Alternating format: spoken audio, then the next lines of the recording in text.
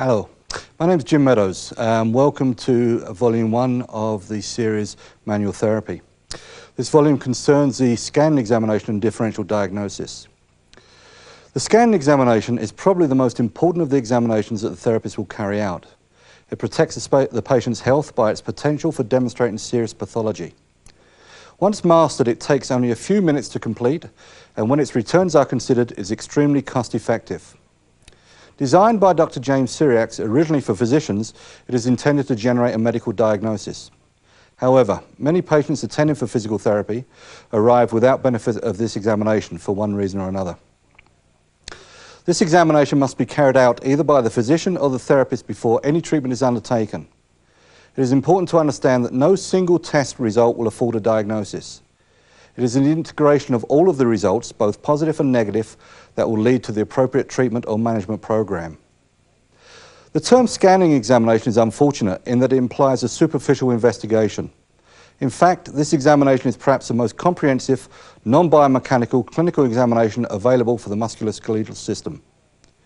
It, or one very much like it, must be carried out routinely, especially now that in many states and provinces the therapist has primary contact privileges and is often solely responsible for the well-being of the patient. In essence, the scanning examination is a combination of selective tissue tension testing and screening tests. Selective tissue tension testing is essentially the isolation of the action of a specific tissue, at least as much as is possible, and making the tissue perform that action in that isolation, and then assessing its ability to carry out its function and the degree of symptoms produced during the test. An idea of the state of the tissue is gained when this is assessed. In regards to this examination, the musculoskeletal system is divided into contractile, inert, and neurological tissues.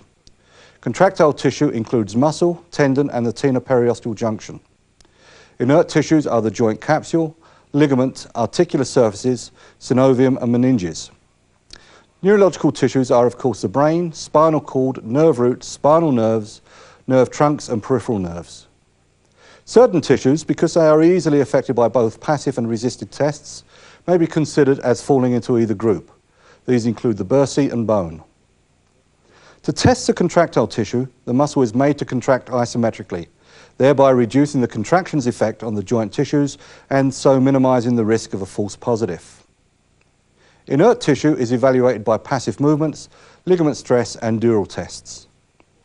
Neurological deficit is determined by key muscle resisted tests, sensation testing, deep tendon reflexing, clonus tests, and other adjunct tests.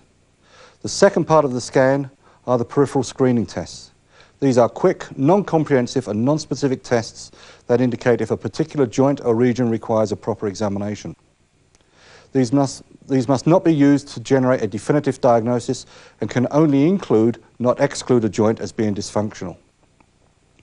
Commonly used screening tests include squatting, Fabers, and grasping the hands behind the shoulders.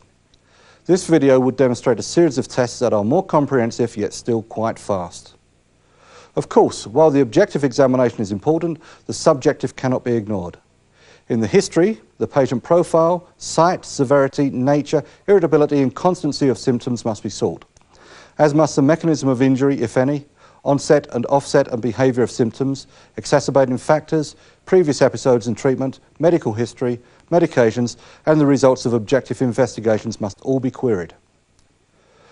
Observation of the patient will also generate information such as obvious deformities, as scoliosis, lateral shifts, torticollis, scars, atrophy, etc. should be noted. A determination of habitual posture cannot be made until the patient regains his or her habitual state, as the current posture may be the result of the problem rather than its cause. As already stated, the purpose of the scanning examination is to generate a working diagnosis. Such diagnosis will include conditions such as supraspinatus tendinitis, fourth lumbar disc prolapse with fourth motor root palsy, acute traumatic arthritis, systemic arthritis, fracture, grade 2 ligament tearing, etc. It must be understood that these diagnoses will be provisional until more objective testing can definitively establish them. However, in most cases, the cost and effort required is unnecessary and treatment can be initiated immediately. It is only when serious pathology is suspected or if treatment is failing that the patient requires further tests. When considering the results of objective testing, remember that X-ray findings are often incidental and MRI results are notorious for generating false negatives and positives. In all cases, the objective results should be evaluated after the clinical examination to avoid colouring that examination. The diagnosis is not arrived at by collecting all of the data and then assessing it. Rather, it is a continuous process that results in the formulation of differential diagnoses that are discarded or retained as more information becomes available. At the end of the examination, the therapist is left with one or more diagnoses that have various degrees of probability. Very often, in fact more often than not, no reasonable diagnosis can be arrived at. In these cases, the examination is considered to be negative, and further testing is required to produce a biomechanical diagnosis. When positive, the type of treatments that would be administered would include referral to a physician, rest, exercises, traction, friction massage, anti-inflammatory modalities, etc. During tape A, the scanning examination of the lower quadrant will be demonstrated. Each part of the examination will be broken down into its component tissue type in order to explain the principles of the examination. The components will then be put back together and the examination carried out as it usually is in the clinical setting. The cervical and thoracic scans will be carried out in the straightforward clinical manner and the viewer will be expected to extrapolate the principles from the lumbar tape.